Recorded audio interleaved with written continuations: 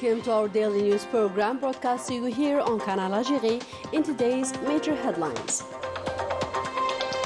The Energy Minister inaugurates several projects in Tlemcen province in a bid to promote local development and enhance investment to the benefit of the region's progress.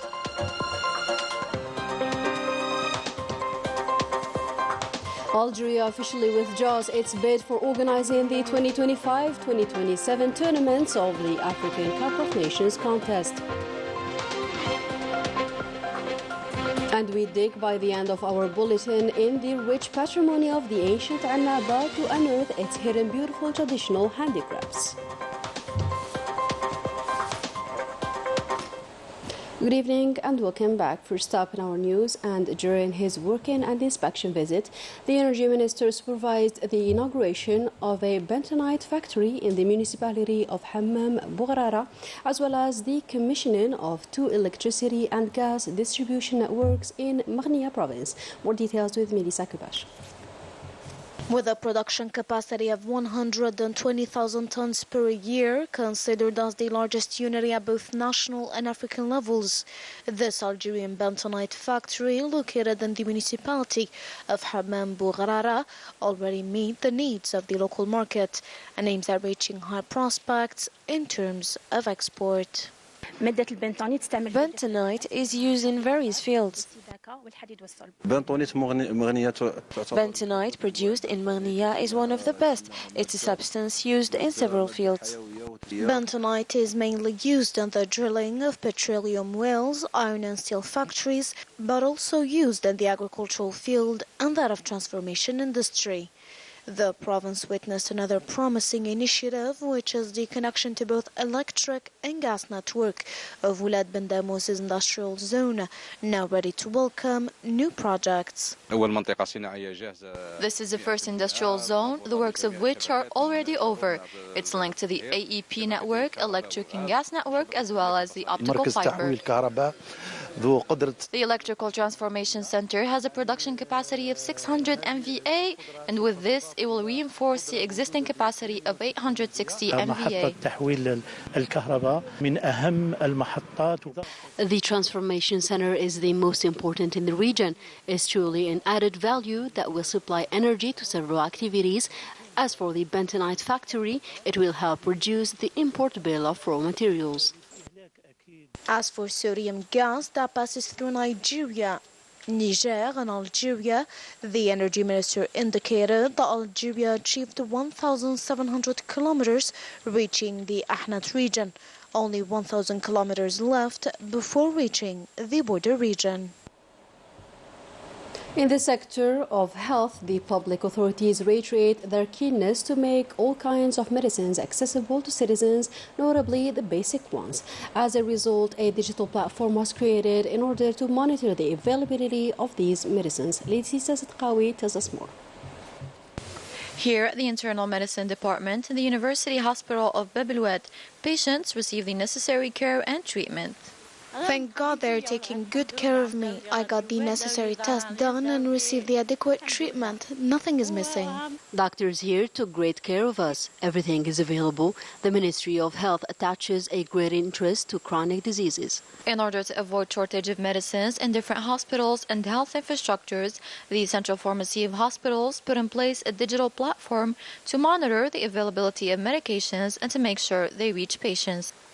All medicines needed by the Central Pharmacy of Hospitals are available in the institution's storage, both at the central level and in the subsidiaries across the national territory, to provide it to the hospitals. Public authorities are keen on providing the necessary medicines, notably those related to cancer and blood. In an exclusive statement to the Algerian television, the president of the Algerian football governing body, Fath Walid Sadi, confirmed that Algeria has withdrawn its bid to organize the 2025 and 2027 tournaments. Let's have a listen to him.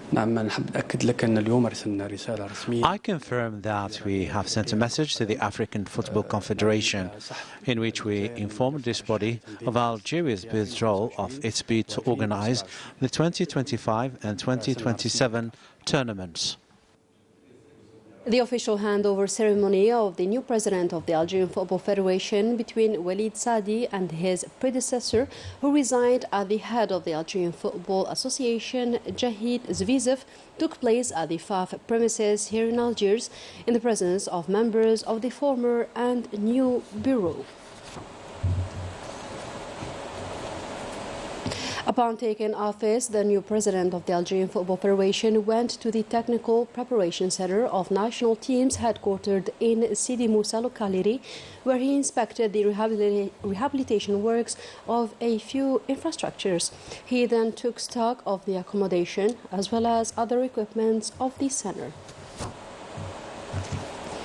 The minister in charge of relations with the parliament, Bisma Asbar, received a Sahrawi parliamentary group now on a visit to Algeria as part of a training session organized by the National People's Assembly. On this occasion, the minister reiterated Algeria's unwavering position regarding Western Sahara in line with the UN resolutions. And for its part, the Republic of Namibia also expressed its full support for the Sahrawi cause, as reiterated by its Deputy Prime Minister and its International Relations Minister in New York. To Libya now, where the research and civil defense teams continue their humanitarian mission in Darna under difficult conditions. The risk of infectious diseases is heightened following the floods that hit the east of the country. It is worth noting that since the beginning of the Algerian rescue operations, 307 lifeless bodies have been discovered. In Palestine, the Zionist army is doubling its arbitrary arrests in several cities in the occupied West Bank. On Tuesday, Palestinians were arrested in Silwad, while others were arrested in El Khalil.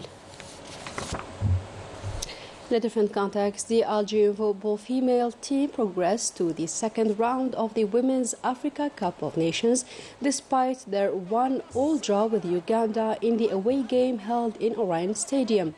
They will face in the upcoming game Rwanda, triumphant over Ethiopia. So let's wish the best for our brave ladies.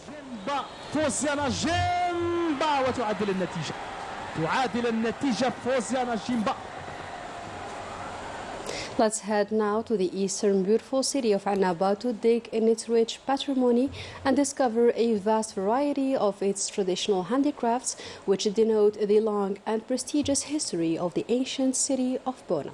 Najah Diyar is our tour guide with this informative report.